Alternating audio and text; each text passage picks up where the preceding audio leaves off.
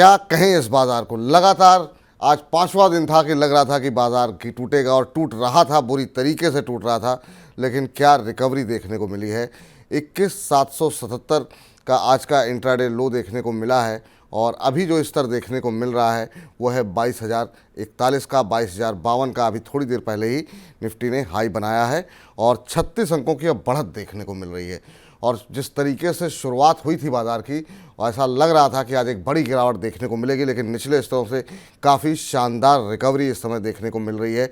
Advance decline ratio अगर हम Nifty की बात करें तो 25 शेयर बढ़त के साथ और 25 शेयर गिरावट के साथ कामकाज कर रहे हैं। लेकिन अगर हम बात करें एडवांस डिक्लाइन एनएससी की, तो यहाँ पर हम देख रहे हैं 1284 शेयर ऐसे हैं जो कि गिरावट के साथ कामकाज कर रहे हैं और 1111 शेयर में ऐसे हैं जहाँ की हम देख रहे हैं कि मजबूती देखने को मिल रही है। और थोड़ी देर पहले, यानी अब से 1-2 घंटे पहले की बात करें तो स्थिति काफ़ी भयावह दिखाई दे रही थी। पूरी तरीके से बियर्स का कब्जा यहाँ पर देखने को मिल रहा था, लेकिन निचले स्तरों से रिकवरी देखने को मिल रही है। अब क्या रणनीति होनी चाहिए, महत्वपूर्ण सवाल यही है। इसी पर बातचीत करेंगे अगले 1-1.25 घंटे तक। और हमारे साथ बातचीत करने के लिए मौजूद हैं हमारे साथ मार्केट एक्सपर्ट अरुण केजरीवाल जी। अरुण जी, बहुत बहुत स्वागत आपका, आभार, अभिनंदन आज के कार्यक्रम का हिस्सा बनने के लिए। सर, आज लगातार पाँचवा दिन होता कि बाज़ार में गिरावट रहती, लेकिन क्या रिकवरी देखने को मिल रही है, क्या कैसे देख रहे हैं सर आप बाज़ार को? एफआईज बेच रहे हैं, रुपया गिर रहा है, कच्चे तेल की कीमतों में हम तेज़ी देखने को मिल रही है, कैसे देख रहे हैं भविष्य? क्या आपको संकट में दिखाई दे रहा है शेयर बाजार को लेकर के? देखिए, बाजार में एक करेक्शन की दरकार थी। वो काफी हद तक कल और आज को मिलाकर अगर आप देखें तो वो आ चुका है। जियो पॉलिटिकल टेंशन जो हो रहे हैं मिडिल ईस्ट में, वो अभी भी खत्म नहीं हुए हैं। काफी समय गुजरेगा, क्योंकि जो ये युद्ध है वो अब कुछ जो कहते हैं कई लेवल ऊपर बढ़ चुका है। अगर आप ध्यान करें तो देखते देखते यूक्रेन रशिया का जो युद्ध है, 2 साल बीत चुके हैं उस इवेंट को लेकर। जब शुरू हुआ तो लगा कि एक महज कुछ महीनों का कारोबार है, लेकिन अब 2 साल निकल चुके हैं और कहीं पर भी अटकने का या बंद होने का नाम नहीं ले रहा है। आपका जो दूसरा सवाल है कि बाजार में क्या होगा, उतार चढ़ाव चलते रहेंगे, गिरावट का दौर भी आएगा। और अगर आप एक थोड़ा सा लंबा अवधि का समय की बात करें तो ये जो रैली शुरू हुई है, इसकी शुरुआत नवंबर के चौथे सप्ताह से थी। वहां से 13-14% सूचकांक, बीएसई का सूचकांक, बीएसई सेंसेक्स और निफ्टी में एक बढ़त देखने को मिली थी। उसके बाद कोई भी करेक्शन, एक मीनिंगफुल करेक्शन नहीं आया था। वो भी अब आ चुका है। इसलिए ये कहा जा सकता है कि अब बाजार में ये जो रैली है एक मैच्योर रैली मानी जाएगी और अब इसमें ऊपर के और नीचे के दोनों स्तर में एक जो एक ट्रेडिंग रेंज है वो बढ़ सकती है। जी, चलिए, तो ये नज़रिया यहाँ पर बाजार को लेकर के निकल के आ रहा है कि ऐसा मानना अरुण जी का कि काफ़ी हद तक करेक्शन जो है वो पूरा हो गया है और अब जो बाज़ार में रैली आएगी वो थोड़ी मैच्योर रैली के रूप में उसे देखा जा सकता है। उतार चढ़ाव बने रहेंगे, लेकिन नज़रिया जो है वो सकारात्मक रखना है। चलिए, हमारे साथ राजेश रंजन जी जुड़ चुके, राकेश रंजन माफ़ कीजिएगा, जुड़ चुके हैं फ़ोन लाइन पे। राकेश जी नमस्कार। नमस्कार सर। नमस्कार राकेश जी, कैसे हैं, कहाँ से बोल रहे हैं? जी बढ़िया सर, आप कैसे सर? हम बहुत अच्छे हैं सर। आपसे बात करके और अच्छा लग रहा है, बताइए सर। जी सर, पटना से बोल रहा हूँ सर। मेरे पास आईआरएफसी के शेयर हैं 500 share. IRB? IRFC, Indian railway finance corporation. अच्छा, आईआरएफसी, ठीक है। कितने शेयर हैं सर आपके पास? 500 शेयर। 500 शेयर किस भाव पे लिया आपने? 30 रुपीज। सर, पहले तो आपको मिठाई उठाई भिजवानी, सबसे पहले तो आपको मिठाई उठाई भिजवानी चाहिए। 5 गुने हो गए आपके पैसे। अब आपको टेंशन की कोई आवश्यकता है नहीं। वैसे कितने समय तक होल्ड कर सकते हैं और आप? ये 1-2 साल के लिए सर। चलिए, अभी भी 1-2 साल का नज़रिया है आपका, ये अच्छी बात है। शानदार शेयर है, शानदार रिकमेंडेशंस यहाँ पर निकल करके आई हैं। अरुण जी ने भी कई बार सवालों के जवाब में इस पर सकारात्मक रुख रखा है। 6 महीने में 81% का रिटर्न यहाँ पर देखने को मिला और आपकी खरीद से तो 5 गुना हो चुका है लगभग। इधर थोड़ा बहुत ज़रूर हमने देखा बीच में करेक्शन आया था, लेकिन फिर भी आपकी खरीद से तो बहुत ऊपर का भाव है। अभी भी साल 2 साल होल्ड कर सकते हैं सर। IRFC रेलवे शेयर, बहुत सारी उम्मीदें हैं यहाँ पर, जिस तरीके से ऑर्डर को लेकर के लगातार खबरें आती रहती हैं कुछ एक यहाँ पर, आपकी सलाह क्या रहेगी IRFC को लेकर के? बड़ी बड़ी सिंपल सी सलाह रहेगी, जब तक आपको कोई नया शेयर नहीं मिले जिसमें कि आप निवेश कर सकते हो, इसमें निवेशित रहिए। ये एक अच्छा शेयर माना जाएगा आपके खरीद की प्राइस को देखते हुए। इसमें आपको एक डिविडेंड अच्छा खासा मिलता है। नया शेयर मिले तो इसे बेचने का सोचिए, अदरवाइज निवेशित रहिए। निवेशित रहिए, ये सलाह आपके लिए निकल करके आ रही है। बहुत सारे दर्शक यूट्यूब पे अपना सवाल भेज चुके हैं हमें, और वीना बहादुर देसाई जी कह रही हैं कि सर IT स्टॉक्स में पोर्टफोलियो का लगभग 20% लगा हुआ है और 25% तक का प्रॉफिट मेरा चला जा चुका है, क्या अभी एवरेज करना चाहिए या अभी IT शेयरों में और ज़्यादा गिरावट बाकी है? IT पे सर काफ़ी सारे सवाल आज हमारे पास आए हुए हैं। कान्हा रिंकू जी का प्रश्न आया है, क्या इन्फोसिस में अभी एक्यूमुलेट करने का सही समय है या फिर क्या करना चाहिए इन्फोसिस को लेकर? कल नतीजे आए हैं, जरा पहले अपने दर्शकों को फटाफट नतीजे दिखा देते हैं। और यहाँ पर सर क्या स्ट्रेटजी रहनी चाहिए? कंपनी का मुनाफा ज़रूर 30% बढ़ा है, लेकिन आय जो है वो हमने देखा उसमें 2.25% के आसपास की गिरावट तिमाही दर तिमाही देखने को मिली है। लोगों का जो एस्टिमेट था एनालिस्ट का, उससे वो चूक गई है कंपनी उसको पूरा करने में। अभी क्या लग रहा है, भविष्य क्या लग रहा है सर IT का? कब आएगा IT का समय? क्योंकि लगातार हम देख रहे हैं कि गिरावट का दौर जो है वो थमता हुआ दिखाई दे नहीं रहा है। TCS के नतीजे उम्मीद से थोड़े बेहतर दिखाई दिए थे, लेकिन इन्फोसिस ने निराश किया। अब विप्रो पे सबकी निगाहें लगी हुई हैं। IT शेयरों पे ओवरऑल आपका व्यू क्या होगा सर? TCS के नतीजे पिछले शुक्रवार को जब आए थे तो ऐसा लगा था कि शायद IT में जो एक मंदी का दौर है वो पूरा हो जाएगा, लेकिन उस समय मैंने एक दूसरे चैनल पे निवेशकों को जो बोलते हैं सावधानी बरतने के लिए कहा था कि एक TCS से पूरा IT क्षेत्र कंप्लीट नहीं होता। इन्फोसिस भी बाकी है, विप्रो भी बाकी है, और छोटे मझोले जो IT शेयर है उनके भी नतीजे बाकी है। इन्फोसिस के जो नतीजे आए हैं ओवरऑल अगर आप देखें तो ये थोड़े से निराशाजनक रहे हैं। कंपनी ने जो आगे जाकर जो एक गाइडेंस दी है वो भी बहुत ज्यादा अच्छी नहीं है, सकारात्मक नहीं है। उसका ये कहना है कि रेवेन्यू ग्रोथ जो है थोड़े दबाव में रहेगा।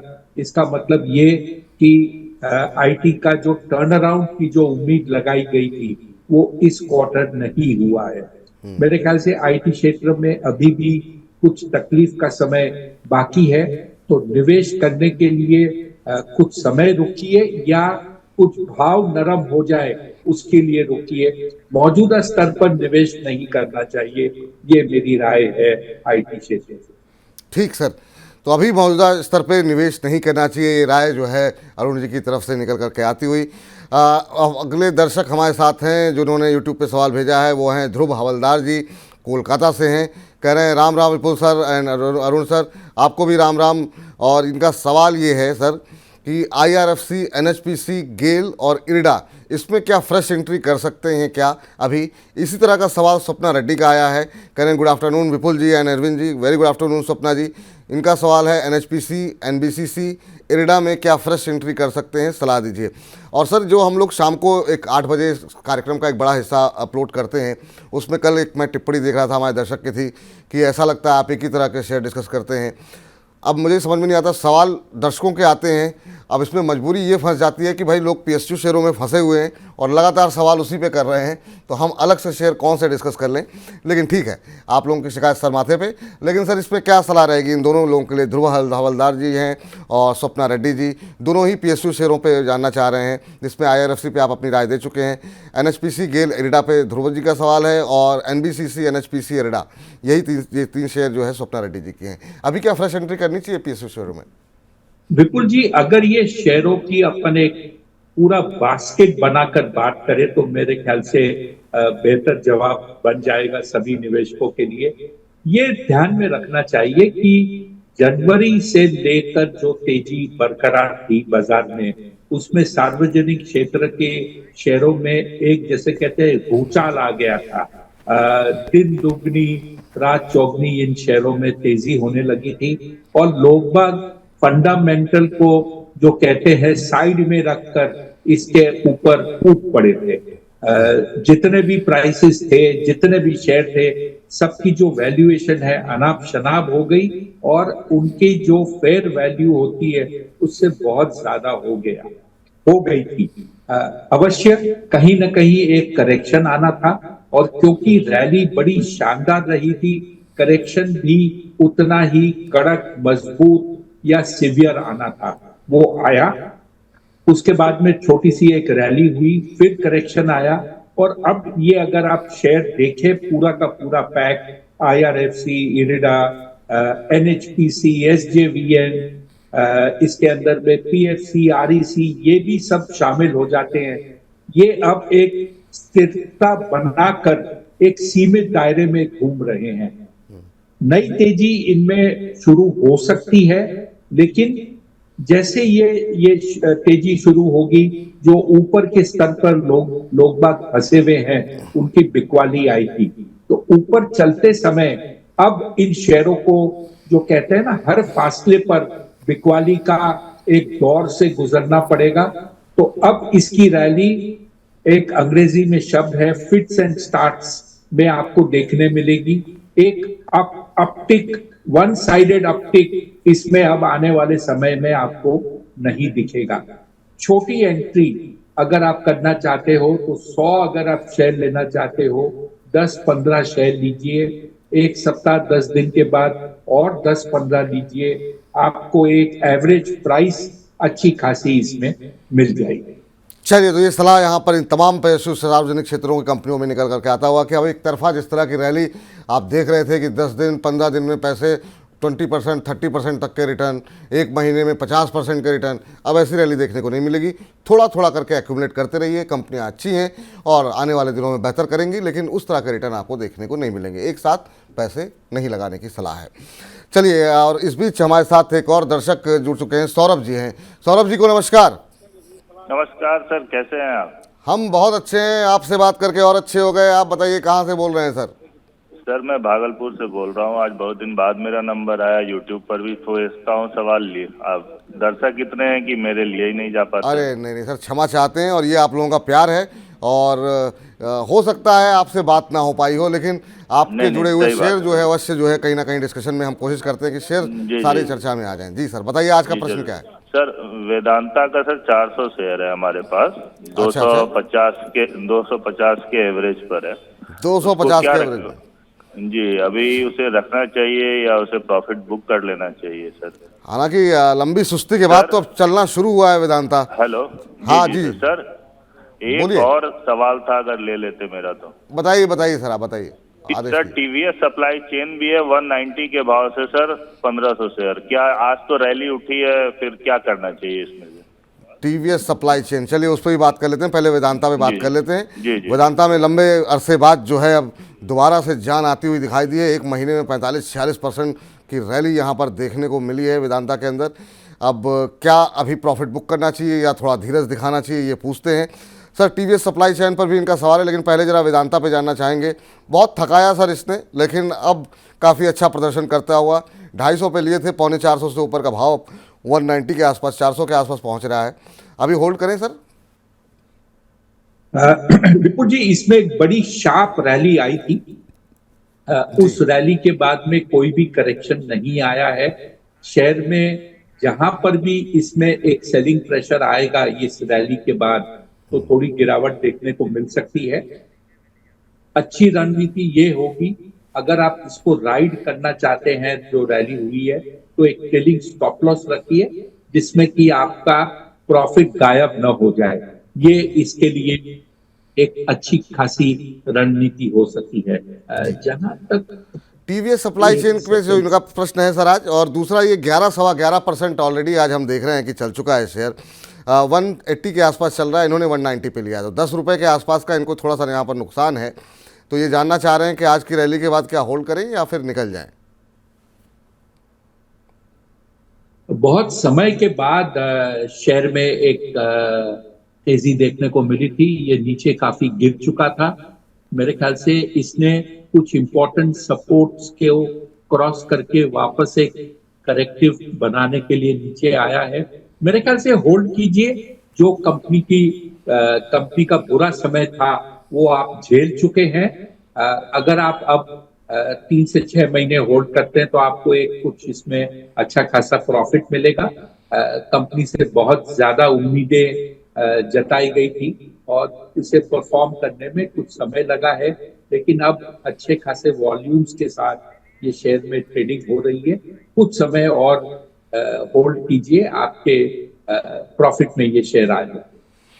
चलिए, तो आप अच्छे दिन आने वाले हैं आपके लिए। वेदांता में अच्छी कमाई हो ही रही है। टीवीएस सप्लाई चेन भी अगर आप 5-6 महीने होल्ड करते हैं तो अच्छे मुनाफे में आप आ जाएंगे, और जब अच्छा मुनाफा बुक करिएगा तो मनी 9 पे मिठाई भी भिजवा दीजिएगा। चलिए, इस बीच आगे बढ़ते हैं और हमारे साथ अगले दर्शक जुड़ चुके हैं। दिनेश जी जुड़ चुके हैं। दिनेश जी को नमस्कार। नमस्कार जी। बिल्कुल नमस्कार। नमस्कार दिनेश जी, कैसे हैं? बहुत बढ़िया है जी, बहुत बढ़िया है। अरे बस ऐसे ही आप बढ़िया रहिए सर, और क्या चाहिए। बताइए कहाँ से बोल रहे हैं और क्या प्रश्न है आपका? मैं नोएडा से बोल रहा हूँ। मैंने 300 शेयर लिए थे जुपिटर वैगन के कोई 4 महीना पहले। अरुण जी अच्छा। की रिकमेंडेशन पे लिए थे, अच्छे चले। हाँ। तो उसमें अभी क्या किया जाए? अभी तो ऊपर जाके फिर दोबारा नीचे आ गए, मतलब कई बार ऊपर नीचे गए हैं। बिल्कुल। तो क्या किया जाए? आपने किस रेट पे बताया, एक बार फिर से बता दीजिएगा प्राइस। 336 रुपए में लिए थे। चलिए, 336 पे है तो टेंशन वाली बात नहीं है, आप तो प्रॉफिट में ही है अभी भी। 35-36 रुपए। नहीं, कोई टेंशन नहीं है जी, बिल्कुल कोई टेंशन नहीं है। अच्छा तो लेकिन क्योंकि आज अरुण जी हैं तो इसलिए पूछ रहा हूँ। अच्छा, अच्छा, हाँ, अरुण जी ने रिकमेंड भी किया था, बात सही है। अच्छा, अच्छी याद दिलाई आपने। तो जुपिटर वैगन ले रखे हैं 336 पे सर, प्रॉफिट में है। और जो है ऊपर 400 पे जाता है, फिर थोड़ा सा ठहरता है, फिर नीचे आता है, फिर वापस चलता है। तो ये किसकी एक चाल 400 पे आकर के एक रुकावट जो है हम देख रहे हैं बार बार आ रही है। इस बाधा को पार कर पाएगा क्या? ये जानना ये चाह रहे हैं मेरे ख्याल से। सर, कोई ना कोई न्यूज जब आएगी तब इस 400 की बाधा को ये शेयर क्रॉस करेगा। और ये जो एक बाधा होती है वो सिर्फ इस शेयर के लिए नहीं है। बाजार में कई शेयर ऐसे होते हैं जिनकी एक रेजिस्टेंस सपोर्ट एक बन जाती है और शेयर उसके ऊपर रिएक्ट करता है। जहां तक इसके फंडामेंटल हैं, ये एक अच्छा शेयर है। और जैसे कि इन्वेस्टर ने भी कहा कि ये काफी बार ऊपर नीचे चलता है, तो ये एक शेयर आपके पोर्टफोलियो में रहना चाहिए और आप इसमें ट्रेडिंग भी कर सकते हैं। जब भी आपको ऊपर जाते हुए दिखे और आप उस प्राइस रेंज जो मैंने एक अलग अलग समय पे मैं इसका देता हूं, आप उसका लाभ उठाइए, शेयर को बेचिए। और जब ये शेयर नीचे आ जाता है 10, 12, 15, 20%, तो आप वापस निवेश कर सकते हो। सीमित दायरे में शेयर घूम रहा है। अब जब मार्च के रिजल्ट आएंगे तो हो सकता है वो जो 400 का बाधा है उस नतीजे के बाद में अगर प्रदर्शन अच्छा रहा तो वो लिमिट भी एक पार करके एक नया अपवर्ड रेजिस्टेंस ये शेयर बनाए। बट ट्रेडिंग करना जरूरी है इस शेयर में, ये मेरी इनके लिए राय है।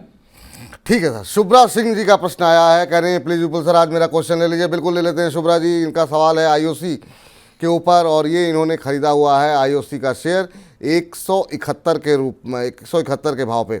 आज दबाव है। जिस तरीके से क्रूड की कीमतों में हम देख रहे हैं कि मजबूती देखने को मिली है, उसका असर ऑयल मार्केटिंग कंपनीज पे पड़ता हुआ। हालांकि कल एक रिपोर्ट आई थी मोतीलाल ओसवाल की, उसमें 195 रुपये का लक्ष्य जो है आईओसी पर दिया गया था। अभी 166 के आसपास ये भाव देखने को मिल रहा है, आज 0.25% नीचे। हालांकि शुरुआती कारोबार में तो हम देख रहे थे दबाव काफ़ी ज़्यादा बढ़ता हुआ दिखाई दे रहा था, लेकिन अब निचले स्तरों से जैसे बाजार में रिकवरी आई है वैसे ही हम देख रहे हैं आईओसी में भी रिकवरी देखने को मिल रही है। क्या सलाह रहेगी सर आईओसी के ऊपर शुभ्रा जी के लिए?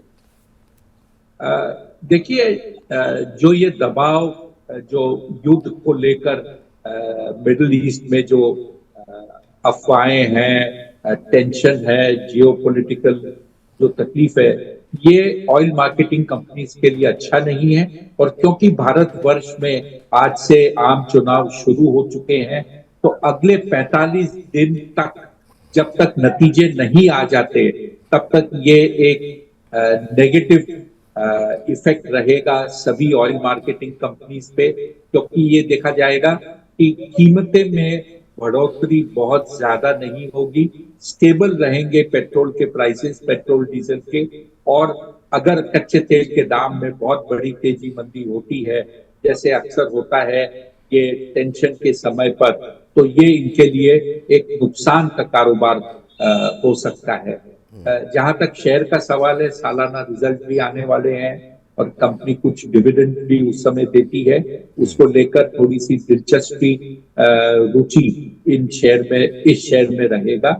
मौजूदा स्तर पर अपसाइड या डाउनसाइड दोनों एक सीमित दायरे में घूमता रहेगा। अगर आप होल्ड कर सकते हो तो आम चुनाव के नतीजे तक या उसके एक महीने आगे तक होल्ड कीजिए, आपको आपके जो कीमत है और नफा दोनों इसमें मिल जाएंगे।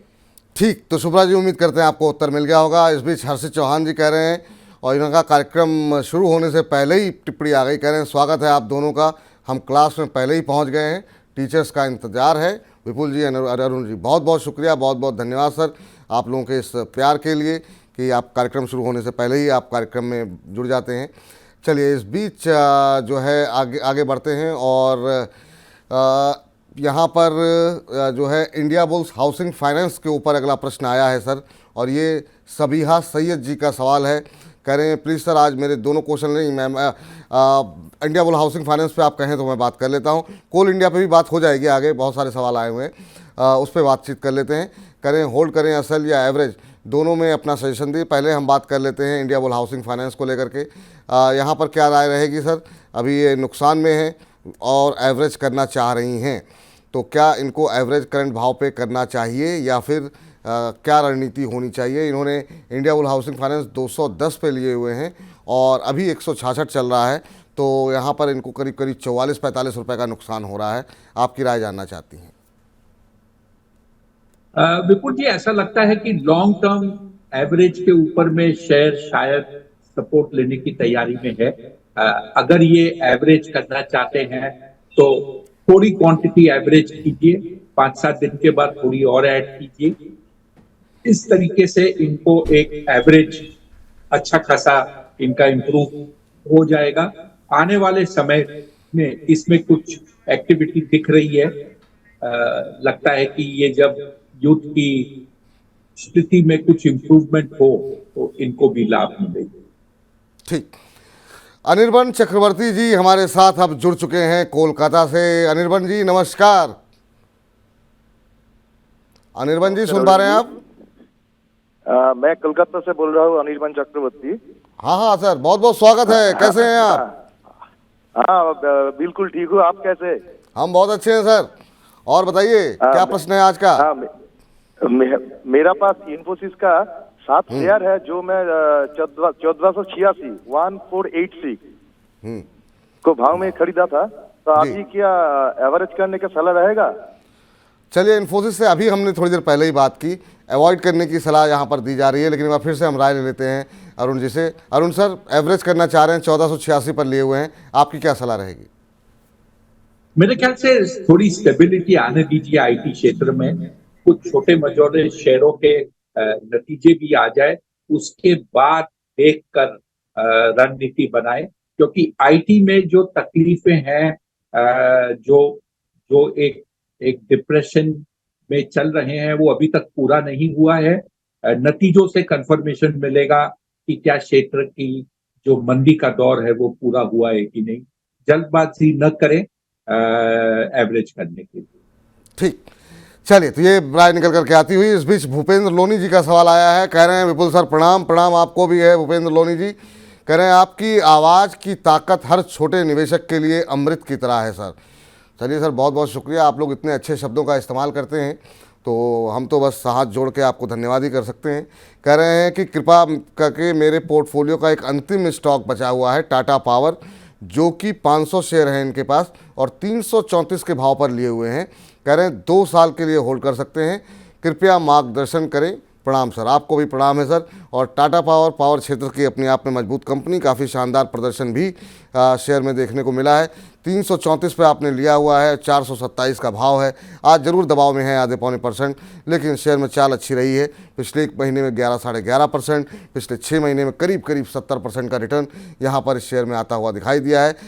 सर क्या करना चाहिए, कहाँ पर इनको एग्जिट करना चाहिए? अभी हालांकि नज़रिया इनका 2 साल का है, और चूंकि अब गर्मी जिस तरीके से नॉर्थ इंडिया में बढ़ रही है तो निश्चित रूप से पावर कंजम्पशन भी बढ़ता हुआ दिखाई देगा। विपुल जी, अगर आप इसका चार्ट देखें, आप जो चार्ट दिखाते हो वो एक छोटे अवधि का दिखाते हो, मैं थोड़ा सा मीडियम टर्म अवधि का चार्ट देखता हूँ। बड़ा शानदार चार्ट बना है। ये एक अपवर्ड ट्रेंड लाइन के ऊपर अपना सपोर्ट लेकर चलता जा रहा है। मेरे ख्याल से अगर इन्हें पैसों की दरकार नहीं है तो निवेशित रहिए। आने वाले समय में इसका प्रदर्शन में इम्प्रूवमेंट ही होगा। मेरे ख्याल से कोई जल्दबाजी नहीं करनी चाहिए ये शेयर बेचने। कोई जल्दबाजी नहीं करनी चाहिए फिलहाल आपको बेचने के लिए। और इस बीच अगले दर्शक का सवाल आया है, और इनका सवाल है पवन चौधरी जी का। सर, ग्रीन पैनल के 51 शेयर हैं, कह रहे हैं सर ग्रीन पैनल के, और 417 के भाव पर लिए हुए। कंपनी कैसी है, क्या करें प्लीज़ बताएं, बहुत दिनों से पूछ रहा हूं, अब इंतज़ार की सीमा समाप्त हो रही है, प्लीज़ बताएं। क्या आपको मेरा मैसेज नहीं दिख रहा? दिख रहा है सर, सब कुछ दिख रहा है, बस समय बहुत जल्दी बीत रहा है। चलिए ग्रीन पैनल पे ज़रा बातचीत कर लेते हैं। ग्रीन पैनल पे जो है अभी अगर हम देखें तो जो भाव यहाँ पर देखने को मिल रहा है ग्रीन पैनल पे, वो देखने को मिल रहा है 317 का भाव यहाँ पर बना हुआ है, और इनकी जो खरीद का भाव है सर 417 है। 100 रुपये पर शेयर का नुकसान हो रहा है, शायद इसीलिए ज़्यादा परेशान भी हैं कि नुकसान थोड़ा सा बढ़ता हुआ इनको दिखाई दे रहा है। आज भी जो है ऑलमोस्ट फ्लैट ट्रेड करता हुआ दिखाई दे रहा है। शेयर में जो है अगर हम देखें तो कोई ख़ास मूवमेंट जो है नहीं रहा है। पिछले 6 महीने में 16% के आसपास का नेगेटिव रिटर्न देखने को मिला है। यहाँ पर पूरे साल भर में 1-1.5% का रिटर्न देखने को मिला है सर। इसीलिए तो स्टॉप लॉस दिया जाता है। जब कई बार चीज़ें अगर आपका गलत शेयर हाथ में लग गया तो कोशिश कीजिए समय रहते निकल जाइए। अब 100 रुपये नीचे आने के बाद आप प्रश्न पूछ रहे हैं। चलिए अरुण जी की राय लेते हैं। अरुण सर, कोई भविष्य दिखाई दे रहा है आपको ग्रीन पैनल इंडस्ट्रीज?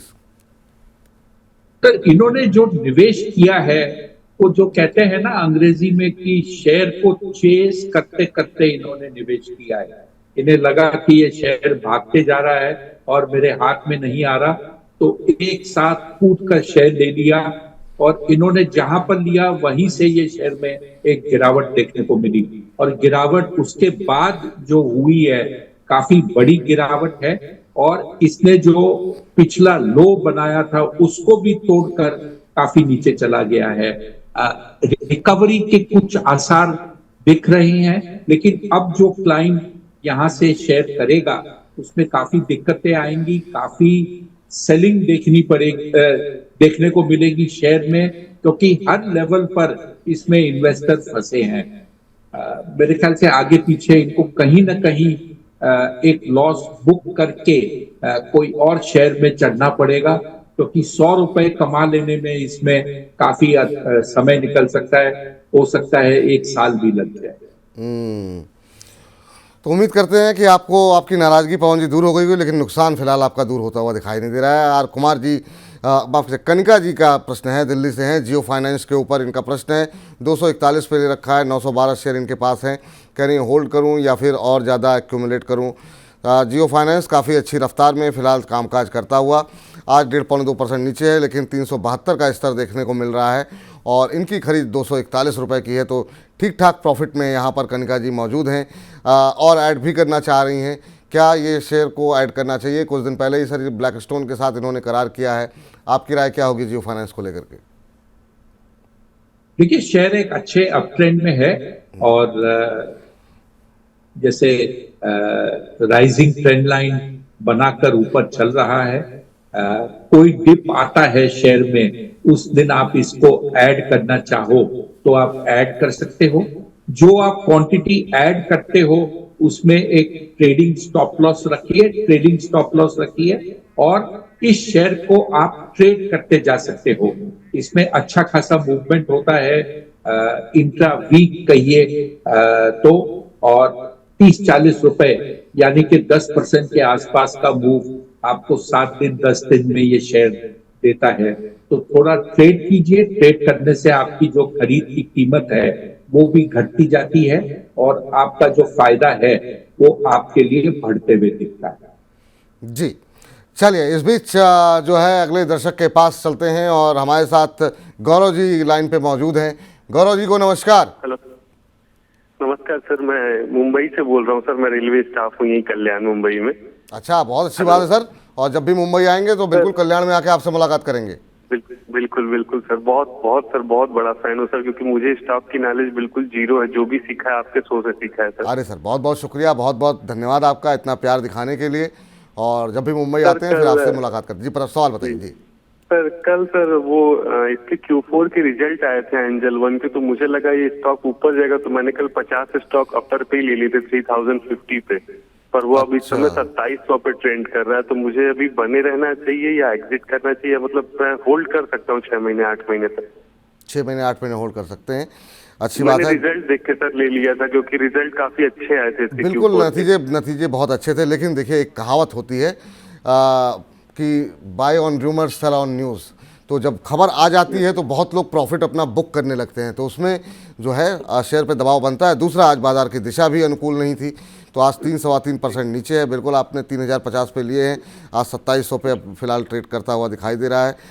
नतीजे अच्छे थे, इसमें कोई दो राय नहीं है। और कंपनी ने हाल फिलहाल में अगर हम देखें तो मोतीलाल ओसवाल की तरफ से भी काफ़ी सारी रिकमेंडेशंस आई हैं और बहुत सारे ब्रोकरेज हाउसेस की तरफ से रिकमेंडेशंस आई हैं। सर, नतीजे अच्छे थे, लेकिन उसके बाद से एक प्रॉफिट बुकिंग देखने को मिली है शेयर में रैली भी काफ़ी अच्छी देखने को मिली है। जो नंबर्स आ रहे हैं लगातार ग्राहकों की संख्या जो है वो बढ़ती हुई दिखाई दे रही है। पिछले 1 महीने में करीब 10% और पिछले 6 महीने में 23-24% का रिटर्न इस शेयर ने दिया है। आपकी सलाह क्या रहेगी सर, एंजल वन में रिजल्ट्स के बाद क्या करें? विपुल जी, आपने एक बहुत अच्छी बात बोली, by the rumour cell the fact. ये बाजार में अक्सर देखा गया है और एंजल वन एक पहला उदाहरण नहीं होगा जहां पर अच्छे नतीजे पे शेयर घटता है और कई बार देखा जाता है कि खराब नतीजे पे शेयर बढ़ता है। क्योंकि ये नए निवेशक है, इनको ये समझना चाहिए कि नतीजों के ऊपर शेयर में निवेश करना खतरे से खाली नहीं है, क्योंकि बाजार में जो निवेशक है वो शायद उसमें एक रणनीति बनाकर ऑलरेडी उनकी पोजीशन है नतीजों के आने के पहले, और फिर वो उस पोजीशन को रिवर्स करते हैं। तो जिसका लेन था, उम्मीद थी कि भाई शेयर बाजार अच्छा चल रहा है, शेयर बाजार में ट्रेडिंग वॉल्यूम बढ़ी है, बाजार ऊपर गया है, तो ब्रोकिंग कंपनी के रिजल्ट अच्छे आएंगे, और जैसे नतीजे अच्छे आए उसका मौका उठाकर उन्होंने शेयर बेचे और आप उस बेचते हुए बाजार में प्रवेश किए, जिसके कारण आपको ये गिरावट देखने को मिली है। लॉन्गर टर्म में शेयर अच्छा है। मेरे ख्याल से कुछ समय लग सकता है ये वापस अप ट्रेंड में आने के लिए, लेकिन आगे के लिए एक सीख ले लीजिए कि रिजल्ट वाली कंपनी में निवेश करना खतरे से खाली नहीं। जी, जिस दिन रिजल्ट आए या कोई बड़ी खबर आए तुरंत खरीदने की कोशिश मत कीजिए, खास तौर से अगर आप नए निवेशक हैं तो। ये सीख आपको मिली है। लंबी अवधि के लिए थोड़ा बने रहिए, आपके भाव भी आएंगे, लेकिन हाँ, थोड़ा इंतजार करना पड़ सकता है।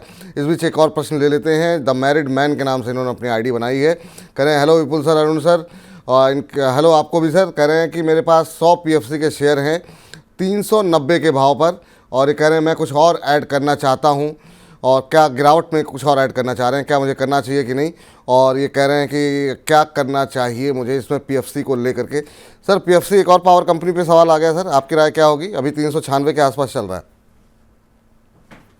इसका अगर एक मीडियम टर्म देखें तो ये lower tops and lower bottoms का एक फॉर्मेशन बना रहा है।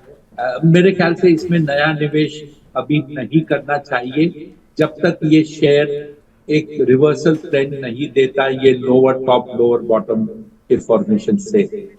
जो आपका निवेश है उसमें निवेशित रहिए, लेकिन नया निवेश फिलहाल न करें। चलिए, नया निवेश फिलहाल करने की सलाह नहीं है सर। एक बजिंग स्टॉक्स पर जाएं। हमारे एक दर्शक हैं हर्षित चौहान जी, बहुत देर से परेशान हैं।